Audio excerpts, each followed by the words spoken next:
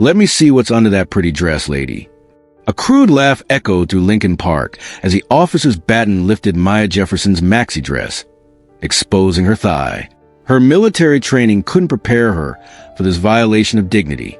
Maya Jefferson, 45, sat alone on an oak bench beneath a maple tree in Lincoln Park. Her posture, back straight, shoulders squared, betrayed her 23 years of military service despite her civilian clothes.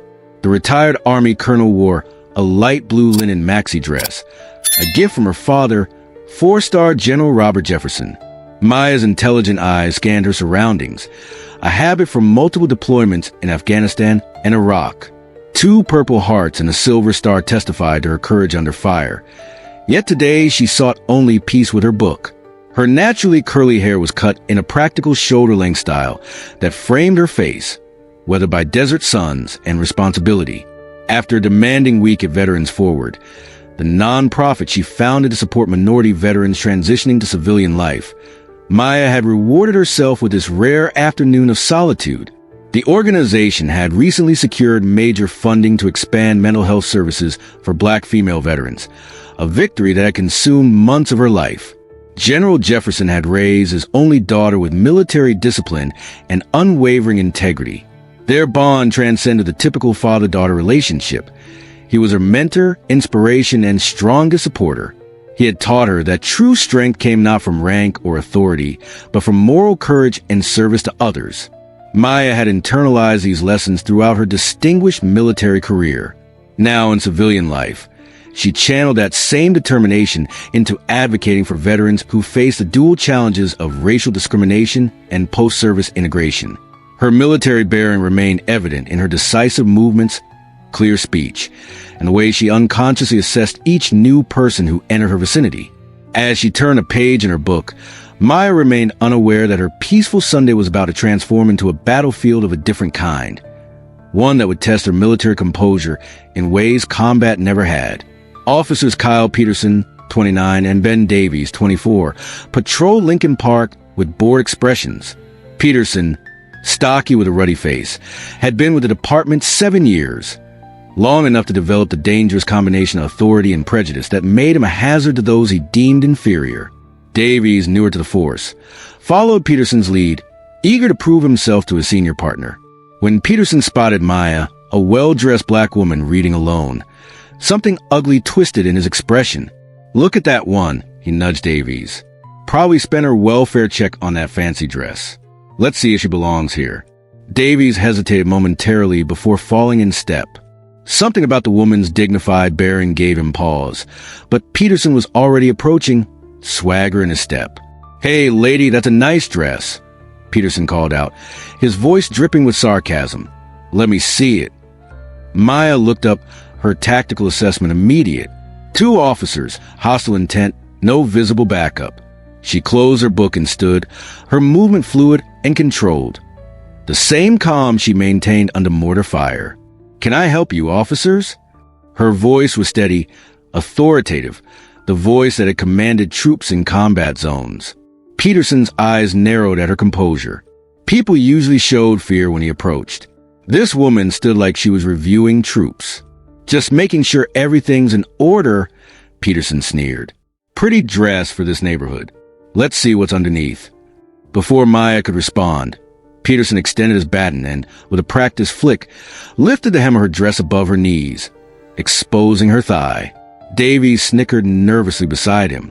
The violation was swift and shocking. In her 23 years of military service, through combat and male-dominated briefing rooms, Maya had never experienced such a blatant assault on her dignity. Her combat-trained mind registered the attack, the witnesses nearby, and potential responses in milliseconds. Maya's hands moved with military precision to lower her dress, her eyes never leaving Peterson's face. The park had gone silent around them. "Officer Peterson, badge number 714, Maya stated calmly, reading his nameplate. "And Officer Davies, 822, I'm documenting your actions." Her voice carried the same authority that had directed troops through firefights. Peterson blinked, momentarily thrown by her command presence. "What did you just do constitute sexual harassment and assault?" Maya continued, her word precise as rifle fire, under Municipal Code Section 8-4-010 and state law. Peterson recovered, stepping closer in an intimidation tactic Maya recognized from interrogation resistance training. Listen, lady with the police, we can do whatever necessary to maintain order. Who do you think you are? I am Colonel Maya Jefferson, United States Army, retired. She didn't raise her voice. She didn't need to. I served this country for 23 years in combat zones while you were playing with toy soldiers. Several park visitors had stopped, witnessing the confrontation. An elderly man with a dog stepped forward. I saw what you did, officer. That was completely inappropriate. A businesswoman nodded. I'll testify about what I saw. That was assault. Peterson's face reddened. This is police business. Move along. Maya stood her ground, feet shoulder-width apart, hands visible but ready, the stance of someone who had faced greater threats than an insecure cop with a badge. Officer Peterson, you have two choices, Maya stated, her tactical mind mapping the situation. You can apologize and leave, or I can ensure this incident receives full attention from your superiors and mine. Davies shifted uncomfortably, sensing the situation deteriorating. The woman before them didn't cower like their usual targets.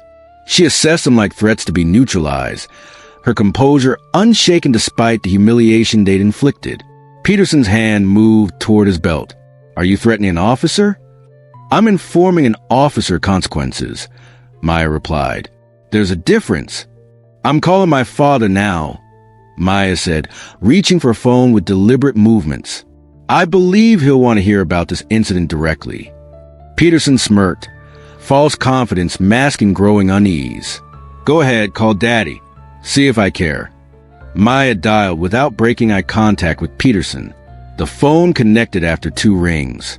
Maya, everything all right? The deep, commanding voice of General Robert Jefferson carried through the speaker. Dad, I'm at Lincoln Park near the fountain. Maya reported with military precision. 2 officers have just accosted me. Officer Peterson used his baton to lift my dress in public. Officer Davies was complicit. There was a moment of silence on the line. When the general spoke again, his voice carried the weight of command that had directed military operations across 3 continents. Put Officer Peterson on the phone. Now. Maya extended the phone. My father would like to speak with you. Peterson took the phone with a dismissive gesture. Hello? Who's this bothering an officer on duty? This is General Robert Jefferson, United States Army, Chairman of a Joint Special Operations Command. You have just sexually harassed my daughter, a decorated combat veteran who served this country with distinction while you were still learning to tie your shoelaces. Peterson's face drained of color. Every military officer knew General Jefferson, the legendary 4-star general whose combat strategies had reshaped modern warfare, whose testimony before Congress could make or break military careers, whose personal friendship with the president was well documented. Sir, General, we didn't know. Peterson stammered, his arrogance evaporating. You didn't know? The general's voice was arctic. Does that matter, officer? Would your actions have been acceptable if she were anyone else's daughter? Any other veteran? Any other citizen? Peterson's hand trembled. Davy stood frozen beside him, his young face ashen. I'm contacting your commissioner and the mayor immediately, General Jefferson continued. Expect representatives from my office within 20 minutes. Do not leave the scene. Do not speak to my daughter except to apologize. Is that understood, officer? Yes, sir. Peterson managed, his voice barely audible. He handed the phone back to Maya, his earlier swagger replaced by visible dread. Both officers now stood at something resembling attention, their bodies remembering basic training postures in the presence of authority. Colonel Jefferson, Peterson said, using her military rank for the first time, I sincerely apologize for my actions. It was completely inappropriate. Maya took her phone back, her expression unchanged. Your apology is noted, Officer Peterson. Not accepted. Within 15 minutes, 2 black SUVs with government plates pulled up to the park entrance. A team of 4 individuals in crisp civilian attire approached with military precision. Leading them was Colonel James Washington, the general's aide-de-camp, his bearing unmistakably that of a career officer. Colonel Jefferson, Washington greeted Maya with a respectful nod. General Jefferson sends his regards and assurances this matter will be addressed appropriately. Maya returned the nod, recognizing the efficient military response network that had activated on her behalf. Behind Washington stood a military attorney from the Judge Advocate General's office and 2 senior representatives from the Pentagon's Civil Rights Division. Simultaneously, Police Commissioner David Miller arrived with internal affairs officers. The commissioner, a former Marine himself, approached Maya with genuine concern. "Colonel Jefferson, on behalf of the department, I offer my deepest apologies," Commissioner Miller said, his voice tight with controlled anger. "This behavior violates everything our badge represents." Maya acknowledged him with composure that had earned her respect in combat briefings. "Commissioner, I appreciate your prompt response. I trust you understand this isn't just about me." "Yes, ma'am," Miller replied. "This reflects systemic issues we must address." The park had become an impromptu command center. Officers Peterson and Davies stood isolated, watching their careers disintegrate as military and police investigators documented statements from witnesses. The military attorney methodically recorded each account, building a case with battlefield efficiency. Colonel Washington stepped aside with Maya. "The general wanted me to inform you that the Secretary of Defense has been briefed. This incident will be used to strengthen the Joint Task Force on Veteran Treatment by law enforcement." Maya nodded. Her father had always transformed personal affronts into institutional improvements, a lesson she carried through her own military career. Commissioner Miller approached Peterson and Davies, his expression severe. "Officers, surrender your badges and service weapons immediately. You are suspended pending full investigation." Peterson's face contorted between fear and protest. "Sir, we didn't know who she was." "That's precisely the problem." Miller cut him off. "Would your behavior have been acceptable toward any citizen? Any veteran who served this country?" The internal affairs officers collected statements from park visitors who had witnessed the incident. The businesswoman who had spoken up earlier provided her contact information, adding, "I've never seen such unprofessional conduct from officers." If Colonel Jefferson hadn't maintained her composure, this could have escalated terribly. As the investigation proceeded with military efficiency, Maya stood apart, her posture still parade ground perfect. The violation she had experienced was being addressed, but she knew the deeper issues remained. How many other veterans, especially black women veterans without a general for a father, faced similar indignities without recourse? 3 days later, Maya sat across from Commissioner Miller in his office. The polished oak desk between them held a folder containing the investigation's findings. "The Internal Review Board decision was unanimous," Miller stated. "Both officers have been terminated, effective immediately. The district attorney is reviewing potential criminal charges for sexual battery and civil rights violations." Maya nodded, her expression measured. "And the broader implications, Commissioner?"